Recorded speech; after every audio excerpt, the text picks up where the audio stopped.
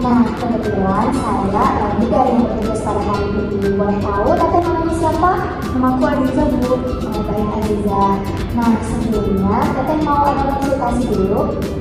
Ada Bu, jadi saya itu akhirnya jalan 2 sampai 3 bulan. Saya takut sekali takutnya naik tinggi dan suhu.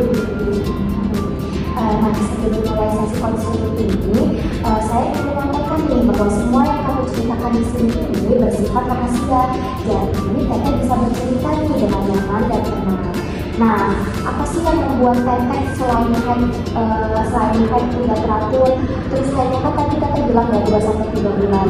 Nah, kira-kira Teteh bisa tolong sampaikan dengan jujur apa yang menjadi khawatir atau perasaan cemas yang memikirkan itu?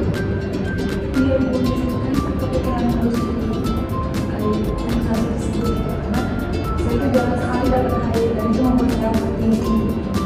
Baik, kita paham dulu ya teman-teman. Sejak kapan nih haidnya mulai jarang terjadi? Sekitar setahun terakhir ini. Sekitar setahun terakhir ya. Nah, sebelumnya gimana sih siklus haid dari Teteh sendiri? Sebelumnya saya itu lancar gitu, Bu, setiap bulan itu selalu haid. Dan saya itu haid karena haid di umur 12 tahun. Nah, dalam 1 tahun terakhir ini ada perubahan yang cukup besar dalam hidup Teteh nggak? Nah, misalnya kayak pola makan, aktivitas, atau berat badan. Ada Bu, dulu tuh pas pandemi gitu. Nah, berat badan saya pun hampir naik 5 kilo gitu karena sering makan gitu. Jadi mungkin berat badan saya itu bisa dibilang cukup naik drastis dibiasakan gitu. Baik, jadi sebelumnya haidnya nggak teratur ya? Iya. Lalu setahun ini menjadi 2 sampai 3 bulan sekali kan ya? Nah, bersamaan dengan kenaikan berat badan cukup banyak, betul ya? Nah, selama haid datang, perdarahannya itu normal atau enggak ya, Teh? Normal sih, Bu.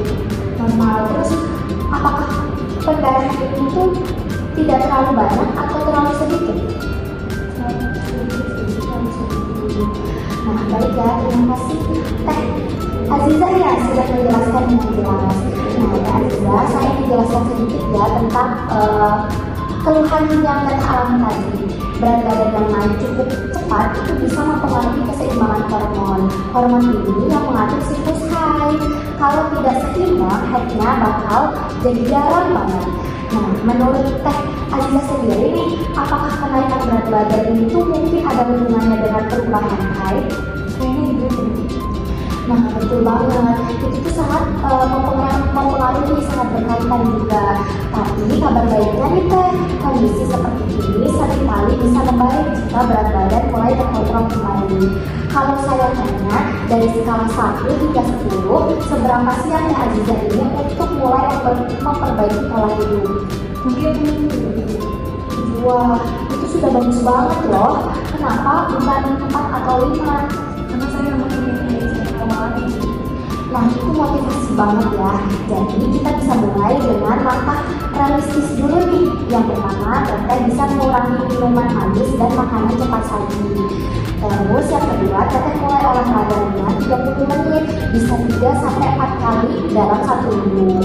Selanjutnya, Teteh perlu juga nih memperbaiki pola hidup Teteh.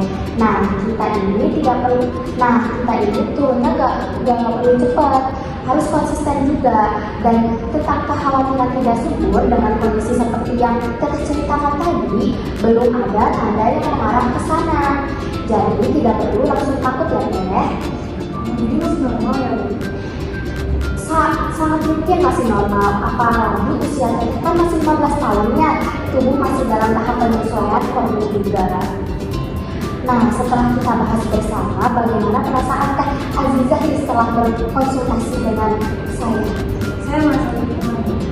Nah, saya sangat senang mendengarnya. Jadi kita sepakat ya mulai perbaikan gaya hidup dan pantau 3 bulan.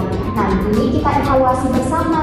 Kalau haid tidak datang lebih dari 3 bulan berturut-turut atau ada keluhan yang lainnya, segera kontrol kembali ke bidan ya. Terima kasih sudah terbuka untuk hari ini, Teteh. Kamu sudah mengambil langkah yang sangat baik untuk kesehatannya. Terima kasih Bu Fida. Baik, terima kasih.